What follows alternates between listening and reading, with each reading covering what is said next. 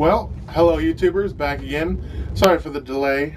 Today I am reviewing the video game Borderlands, specifically for PlayStation 3.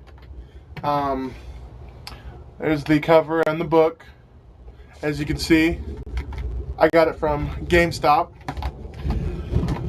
This game, I like it a lot. I play it all the time. The storylines, it's not quite original, but it's still entertaining. You're a mercenary. You go to a planet and you're looking for lost alien technology. The variety of the game's pretty good. You get a couple different character classes. I've played 3 of them so far. The first one is the soldier. The second one is the sniper. Third one is it's like a brute, a big strong guy. And pretty sure there's another one, but I haven't got to play it yet. Each of those classes are very interesting. I've leveled my soldier almost all the way up. The thing the soldier uses, his special skill, is he has a turret gun with a little shield on it. He can throw it out and it automatically shoots whoever, while the soldier can still run around without being connected to the turret gun. The sniper, he has a hawk that he can send up, and the hawk can fly around and it attacks enemies from the sky. And Berserker, or the brute, has a berserker that is what it's called. It's basically adrenaline rush, and he could beat the crap out of anyone. So characters are pretty normal, I guess. The gameplay is pretty good. There's a lot of fighting. There's not really much more than fighting. There's a little bit more, but it's not a ton more than fighting. Every mission is basically the same thing. It involves traveling, then fighting, then usually finding something. It does get a little bit repetitive, but I still liked it how it was set up. You're able to level up your character.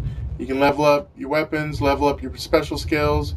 There's skill trees. There's leveling each type of gun up: assault rifles, submachine guns, snipers, shotguns. I did like that part about it.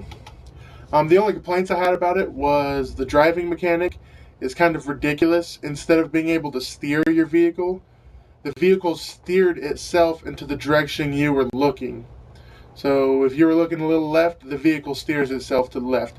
Took a little bit to get used to, but wasn't too bad. The vehicles are pretty slow too, but the running's a little bit slower, so the vehicles have to be used. There's also like a teleporting thing that works pretty good to get you across the map, but not always the best way to travel because there's not very many teleporting stations. Another thing I didn't like about the game was the load times. It would load a certain map, and the map's pretty big. But when you want to leave the map, whether you teleported to another map or you just transferred to another map, the load times were probably from a minute to up to 2 minutes sometimes.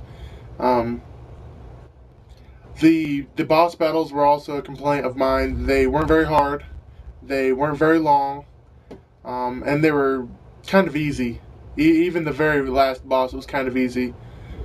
It does let you play through a second time though, and I'm working on that to see how harder it might be.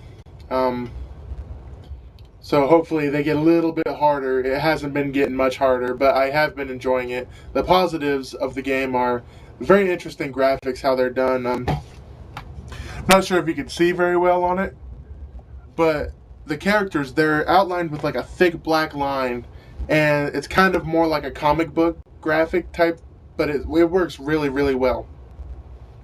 The gameplay's addicting.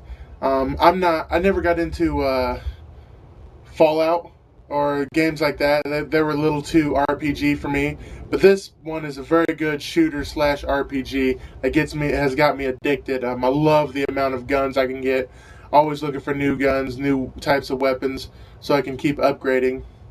The arsenal, it's just awesome. Like some of the guns, like you can get like explosive guns. You can get like acidy guns that eat away. You can get electric guns that take away shields. You can get fire guns that set people on fire. You can layer some of those on top of each other. Like if you have a turret that's got acid and you're shooting explosive, it constantly takes extra points off the enemy for the extra explosive or extra acid that's on there. So enemies can die pretty fast sometimes. Another good thing, I just got to try it out about a week ago, was the co-op. I played through the whole game by myself, and then I wanted to try co-op. I gave my friend my character, um, because I actually went over to his house. He only has an Xbox.